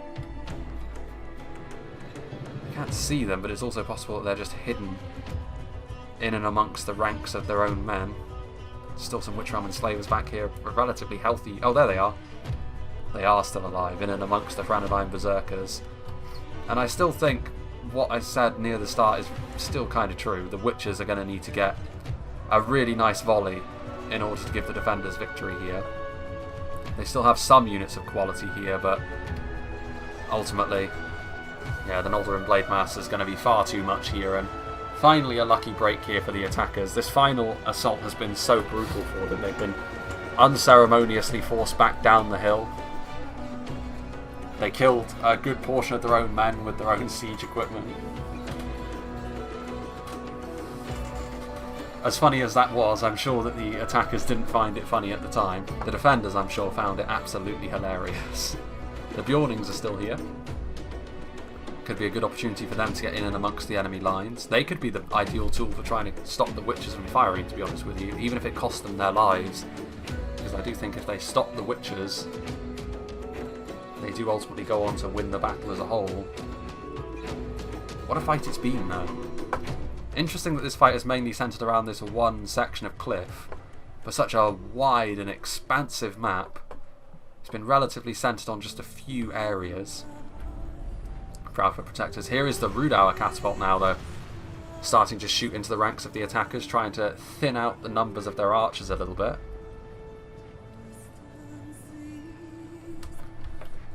How much damage the Rudauer Catapult can do here will be interesting to see. I don't think it will be as effective as the Angmar Catapult, just because there's less to kill now. What have we here? Witch Realm Blackguard still fighting hard. What's going on here? Hang on. Where did the Noldorin Blade Masters go?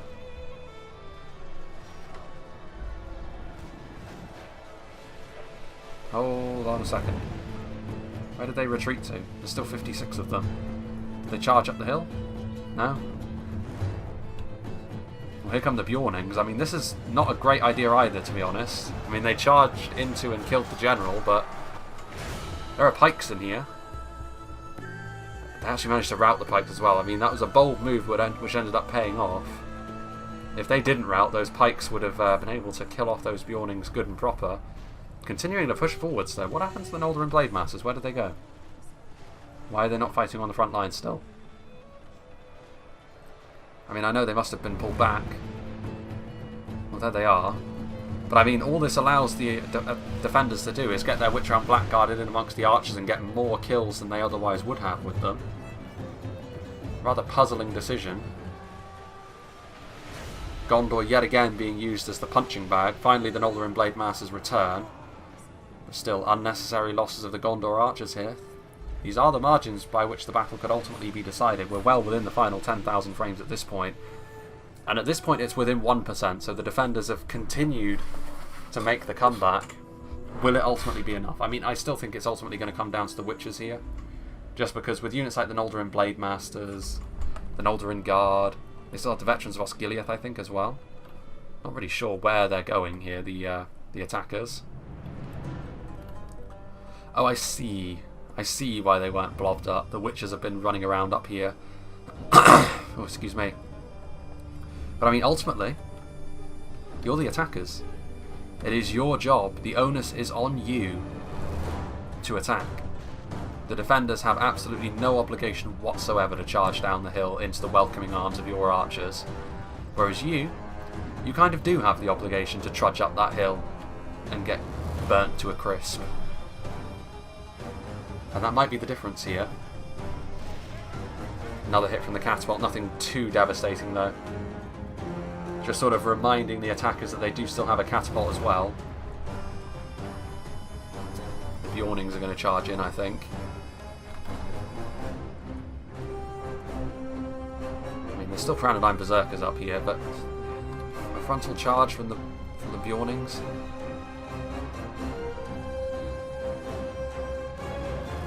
They're going to stand here and take it, but it's going to be devastating this for the Frontline Berserkers.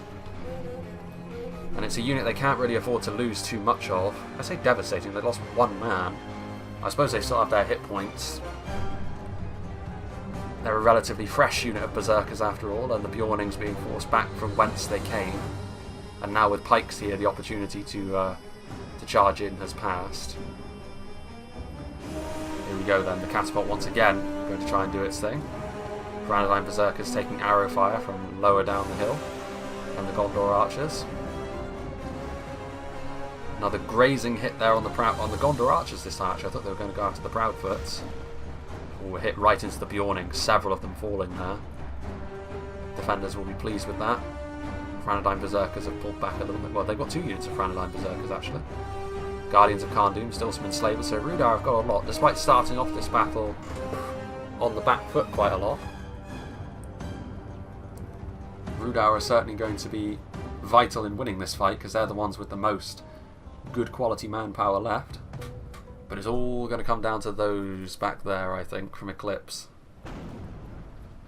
The Witchers honestly have not been too impressive in this battle so far. It was mainly the Angmar catapult that did the really devastating work thus far, but all it takes, I think, is one volley for the Witchers here to make themselves the heroes or villains, depending on how you think about this battle, of the hour. Proudfoot Protectors moving in, so you can really tell here that the attackers are not eager to move in and engage the defenders on their terms, because they know what will happen if they do. But by the same token, they're the attackers. They have to. They have to be the ones to seize the initiative and move forward, even if it ends up costing them the battle. That one guy had his head taken off there by a catapult shot. Gandalf's fireworks are moving forward. Going to try and use the fireworks once again to good effect. I mean, if they use them here, once again, they're just going to go through their own men. So I think maybe Stu Balrog has probably learnt his lesson. I would hope. Ooh, hitting the wreckage of a former catapult. Using them for cover. The Gondor archers trying to shoot at point blank range, and I think there they just ran out of ammunition, which is unfortunate for them. So they're now going to charge into melee and get absolutely obliterated by Granadine Berserkers. Unfortunate for them, to say the least.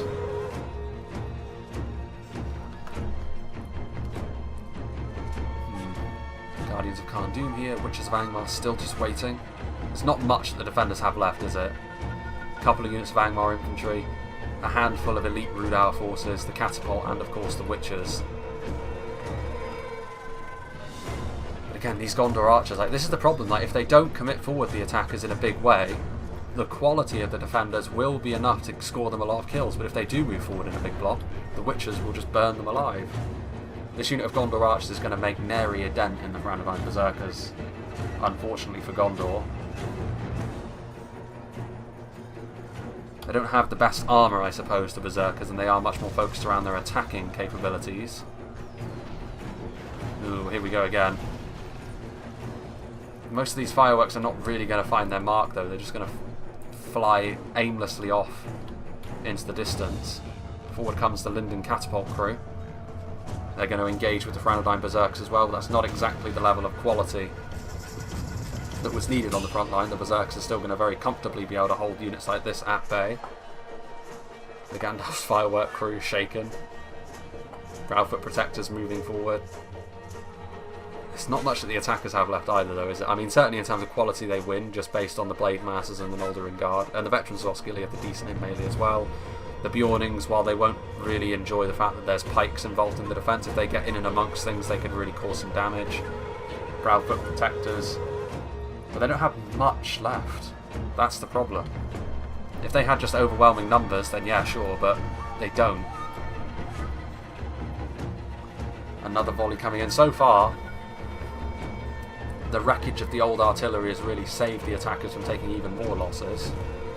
So I think the catapult has sort of learnt its lesson at this point. It's just going to try and shoot into these blobs down here. It won't get devastating kills, but it will still get enough kills to worry the attackers. At this point, any manpower they lose is going to be a problem, because they're going to need all of it.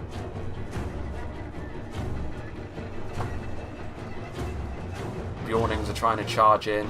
Proudfoot Protectors are here all on their lonesome as the Gondorians rout them from the front line. The catapult crew surely won't last for too much longer either. That is Witcher fire. Once again, though, not really too effective. I think maybe Eclipse is jumping the gun here. He needs to be more careful than that because the Witchers are the key here. Just one good volley. And the victory is the defenders here. Misplaced the Witcher's ammunition, however, and I think it's curtains for them because I just don't think they can take on the Noldorin with the backup of what's left of Gondor. Maybe, but that's not a risk you want to be taking if you're the defenders, not when you still have the power of the Witchers at your disposal. Proudfoot Protectors' defeat seems certain. They've got their pikes down, but the Franadine Berserkers continuing to chase. We are very much into the final phases of this battle now. And still, like, it's interesting. At the start I was wondering why this battle would take so long, and it has become apparent why. But now I'm wondering why it won't be longer, because it doesn't look like either side is too eager to make the first moves. If the defenders do, they're going to be at the mercy of the Gondorian skirmishers. There goes Samwise, run through with an axe. But if the attackers do, they know what waits for them at the top of the hill. And their archers are not going to be able to get a good enough hold of the Witchers. Granadine Berserkers, though, finishing off the Gandalf's firework crew, also finishing off the Proudfoot Protectors as we speak. Big losses, honestly. The Proudfoot Protectors as pikes in melee would still be very useful, although to be fair, they are actually giving the Franadine Berserkers the business in melee. They may have killed the Hobbit General, but this is going to be the end of the Franadine Berserkers. A potentially big loss for the defenders, and I think at this point the defenders would be well within their rights, rather than filtering individual units into the welcoming arms of the attackers, to just sit at the top of this hill. Like, they are the defenders. And that's what I would be doing if I were them. As much as the attackers may feel aggrieved that they kind of have to just charge into Witchers, if they didn't want to have to do that, then they should have been more effective earlier on in the fight. The Bjornings not really with a very good charge at all into the other unit of Franadine Berserkers that's here. Not suffering any losses, but not really. Another more minor kills on the veterans of Osgiliath. Nothing too devastating though. Again, the Franadine Berserkers are charging down the hill. Shielded they may be, but they're still going to take a lot of damage here. Is this going to be a big assault, I wonder? More Franadine Berserkers coming down, but once again the Proudfoot Protectors, these pikes just standing in the way. And I'm not really sure what the defenders are doing here. They've done so well to get themselves back into contention, and I think they're in real danger of throwing it all away here.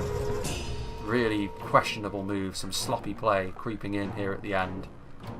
And again, like, they have the leverage. They can force the attackers to move forward, I think. All they need to say in group chat is, hey, listen, you're the attackers, come get us, or you lose. As it is, though, it's admirable that they're charging down the hill, but it may prove to be their demise. Gondor archers firing away, not the most devastating archers, but it may be enough to give them the advantage they need. Veterans of Osgiliath are here.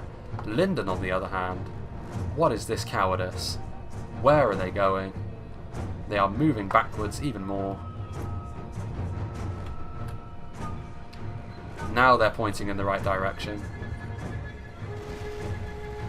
More catapult shots into the Gondor archers, nothing too devastating again. Forward come Angmar, they've been able to just completely bypass this unit of Proudfoot Protectors. Lyndon getting further away from the Gondorian skirmishers. May have been enough to give Angmar the opening they needed. Forward comes the Rudire catapult. Where are the Witchers? Are they moving forwards? Oh, it's so easy to lose track of them. It really is. Forward come Angmar now. This is it. This is where the battle will be won or lost, and I'm really rooting for the defenders here, because there's no way that they should have been the ones forced to attack down the hill into the attackers. I think the attackers there have been a bit cowardly. And now, can they pull out a victory? It's going to be difficult because the Noldorin, I think, give Lyndon the real edge in melee that they need. So it's going to come down to the Witchers are reloading. What will they shoot into? Will they hit their own men in the same way that the Gandalf's fireworks did? That would be a real tragedy, that. The catapult is firing away. The veterans of Osgiliath and the Gondor archers still. One good hit from the catapult could be all that it takes to make the difference here. But the catapult's still going after the veterans of Osgiliath.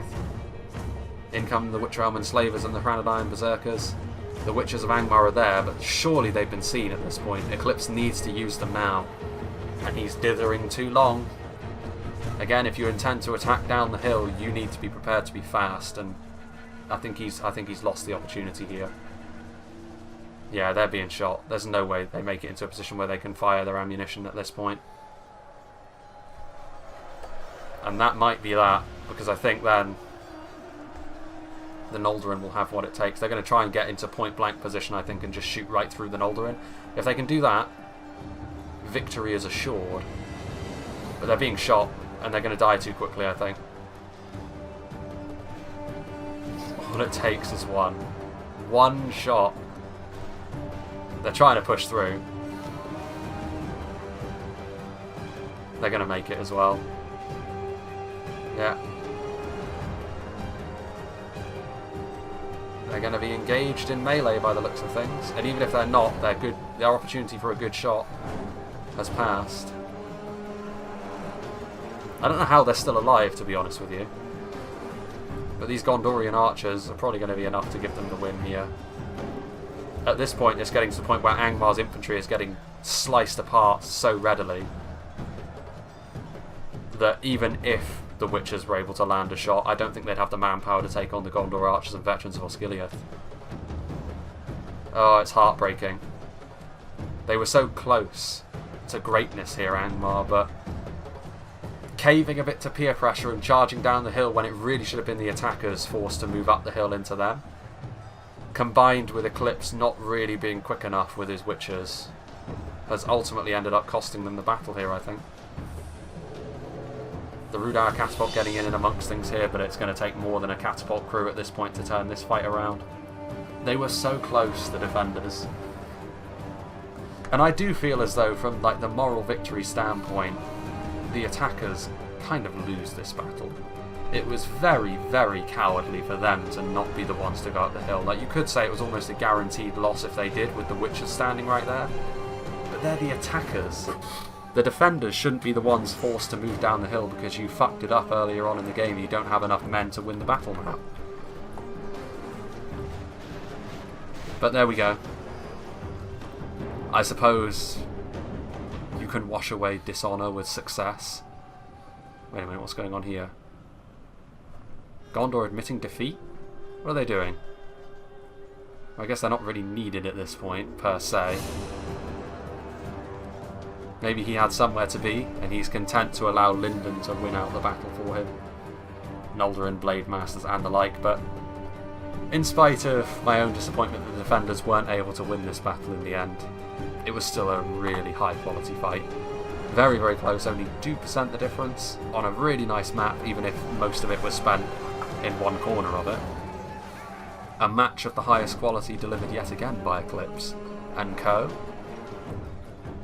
Big thank you to them for sending this battle to me. And it's ultimately going to be the Rudar catapult crew which puts up the final stand. The very definition of a Pyrrhic victory here, though. This is really all that remains. The Gondorians running away, but the Gondorians having those archers in the end was also a massive factor in their success. So for all of the beating that Gondor took infantry-wise, their archers were ultimately the difference between victory and defeat here, I think. And also the fact, of course, that the attackers didn't actually become the attackers towards the end. I'm not going to let them forget that, unfortunately. Dishonour on them for not being the ones to attack up the hill. Moral victory, therefore, has to go to the defenders here. Ultimately, they did really, really well to get themselves back into contention. And also, they were the ones that seized the initiative and charged down the hill when they really didn't need to. Like I said, I feel as though the onus should have been on the attackers there to move up the hill. Because in the end, I do feel as though whoever blinked first in that situation was going to lose the fight. You know, with those archers, you know, in a really good position with the quality of the Noldorin units, if the attackers came down the hill, they were always going to lose that. Just as how if the attackers charged up the hill, they were always going to lose because of the Witchers. So ultimately I feel as though the defenders should have won this battle, but as it is, it does say close defeat at the top, so ultimately we have to give the victory to the attackers as it is. What did the damage for Angmar? The Witchers obviously doing very, very well between them, not being as devastating as perhaps they have been in the past. Well, I say that's very good kills, but those were the kills that they got earlier on in the battle, I think. Down here, the Catapult obviously getting 192 kills as well, very, very effective. The other Angmar army, the Blackwatch Legion, getting 337 kills in melee is very impressive for them. They're not really known for their abilities in melee. Nearly 400 kills on a unit of Gundabad Guard as well. Very, very impressive. The Witch Realm unit's obviously doing very well as you'd expect. The Witchers getting 218 kills there. And this army did not have the Catapult. So in spite of the fact that the Catapult didn't get as many kills, I feel as though the routing that it was able to induce was very key to how the defenders were able to come back in the later stages of that fight. But yeah, big thanks to Eclipse for sending this one to me. It really makes me happy that I was able to show this map because I really do like it, and obviously the crashing problems previously were a real nightmare, but now it does look as though finally we have turned a corner with regards to that. I still think, based on the Mistrand fight that was previous to this one, there's something not quite right with regards to something, but I really don't know what it is. Obviously that's not terribly helpful to the developers, but at the very least, if only I'm encountering problems, that's a good thing. As long as the players don't start encountering those problems, because that's when things go downhill. But as it is, really, really grateful that things are now sort of looking up with regards to the technical nature of the game. And also, big thanks to Eclipse for sending this battle to me. It was a battle of the highest quality, which I really think his team in the end should have gone on to win, if not for the cowardice of the attackers here. But yeah, I think big thanks to all the players involved. Obviously, everyone played a pretty good game, to be honest with you. I don't think anyone had a shocker of a game. Everyone had their up and down moments. So yeah, very, very good battle of the highest quality. I'm not entirely sure what will be next. I could go back to the battle that Eclipse sent me on the sort of changed version of Bur Sagath, which is likely to be another very long one. But it kind of depends what I have time for, right? Because recording sessions I have in the week are often far more limited. So we'll see. Regardless, I hope you enjoyed this, and I hope you will join me for whatever is next.